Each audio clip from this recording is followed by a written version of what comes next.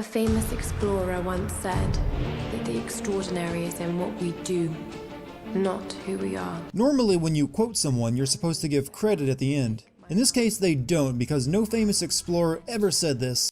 Ironic ship naming. Also, the famous archaeologist that she's quoting is her own father. After watching Sam's bad B-roll, Laura wakes in the morning in this shot, hunts and kills a deer in the next, and then it's night again by the time we see her cooking it. And she didn't travel some big distance, she hunted that deer a stone's throw from her campsite.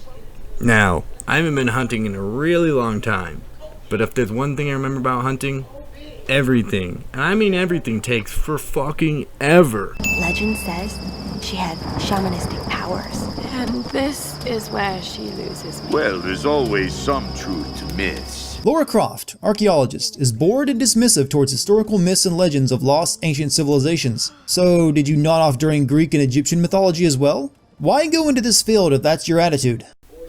You know, believing in fairy tales and magic is a far cry from having no interest in archaeology. Laura destroys historical ruins and doesn't bat an eye. Why did you become an archaeologist again? I'm assuming so she could destroy it more efficiently? No.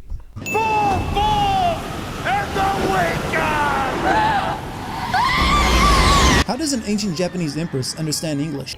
Ancient Japanese ghost lady shooting lasers, and your question is, how does she know English? Single beam of sunlight illuminates the main character's ending cliché. Unlikely.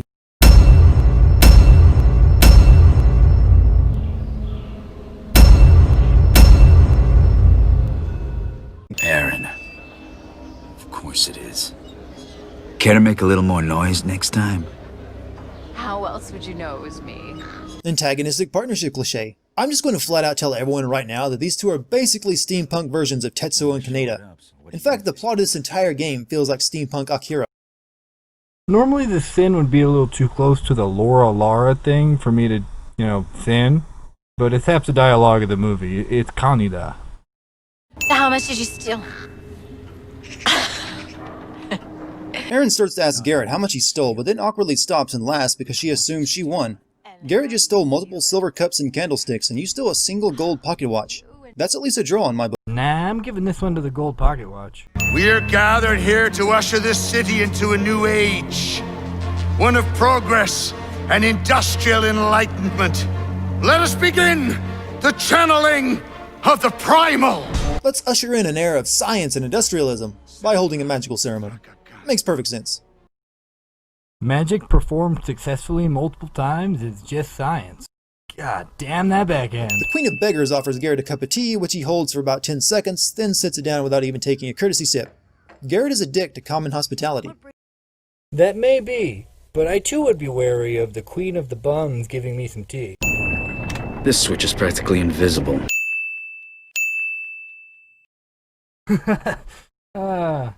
Okay, that's pretty good.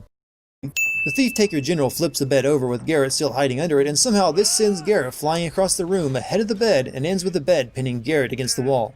Because fuck physics, and logic, and common sense. Seriously, how did they screw up that series of very simple events?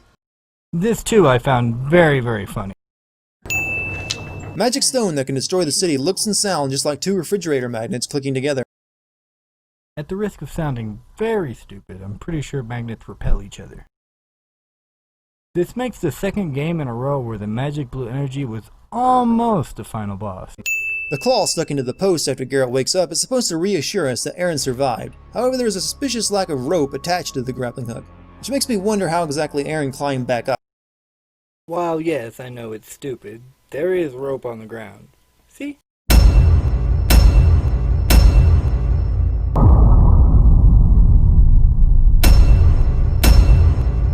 Risk of him turning you over to Olga Sedova. The bounty hunter? You've lost all of your memories, but you can remember the name of a bounty hunter you've never met before. That is one Star Wars-ass name. David starts calming down before the sedative makes its way through the IV. You and me both, buddy. By this point, I've come to the realization that the memory rewriting segments are basically just me editing together the cutscenes for the developers. Oh my god, right? I mean, who would ever find something like that, entertaining? What am I doing? Yeah, okay, enough of the running commentary, thank you. Well, screw you too, Nilin. I'm just trying to make a video here. Next you'll call me out for pronouncing Lara as Laura.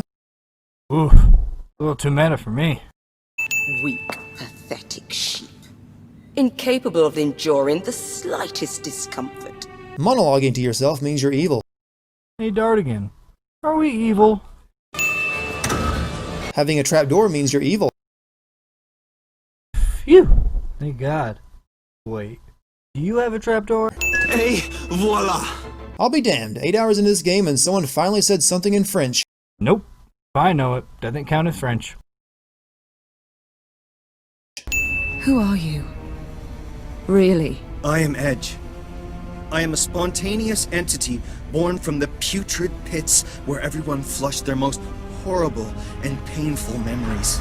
Up until this point, I was going to give this game props for having a fairly unique cyberpunk plot. Then they threw that all away so they could rip off William Gibson's Neuromancer by revealing that Edge is a suicidal computer AI. I am the literal manifestation of Edge.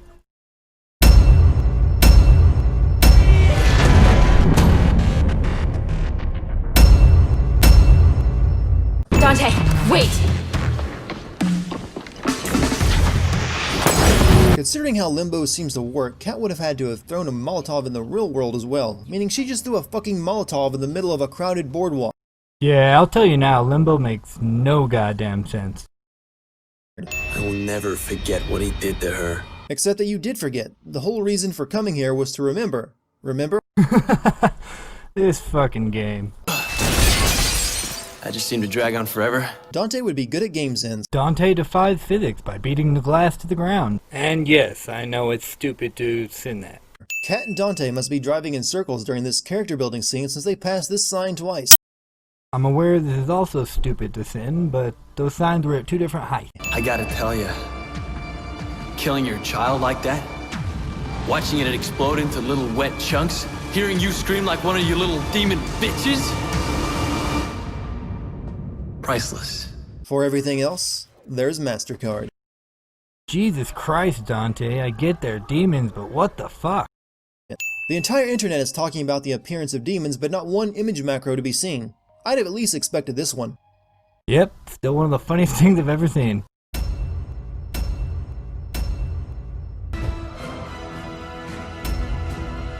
And skip.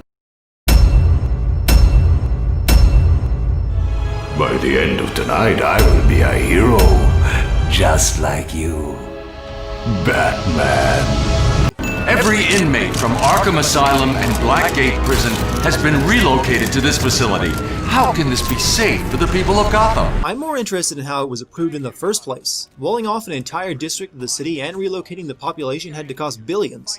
Not to mention all the human rights violations creating an escape from Los Angeles-style prison would create. Does the ACLU know about this? And here I'm just thinking, where is everybody in the same hat and suit from? Penguin's glass bottle monocle is cool, but I cannot think of a single logical way this could happen. The bottle would have to have been broken, but the assailant would have to put down the good part with a makeshift handle, grab the awkward bottom end, then jam it straight forward with an open palm. No one would do that. Plus, how would you manage to pull off such an awkward attack during a bar fight? And how would you pierce bone with glass? I know I've harped on this seemingly insignificant detail for far too long, but goddammit, this pisses me off. Here it is. The sin that inspired it all. Alright. Goes like this. Penguin's in his club just hanging out. You know, Joker comes in with his goons. Bang, bang, shoot, shoot. One of the bottles gets hit with a gun, bullet, whatever. Tables are about Penguin size because, you know, it's his club. When he grabs him by the back of the neck, bam! Puts his head down. Monocle eyeglass. The bone glass thing, I don't know. You can either be Batman or you can be MacGyver, but you can't be both. That's just overpowered. Pulling out whatever that was and turning it into a shock rifle in just a few seconds is a bit of a stretch even for Batman. I am vengeance. I am the night. I am Batguyver. It looks like a sword fits here. I'm just going to call that helpful coincidence an act of God, or whatever counts as God in the DC universe.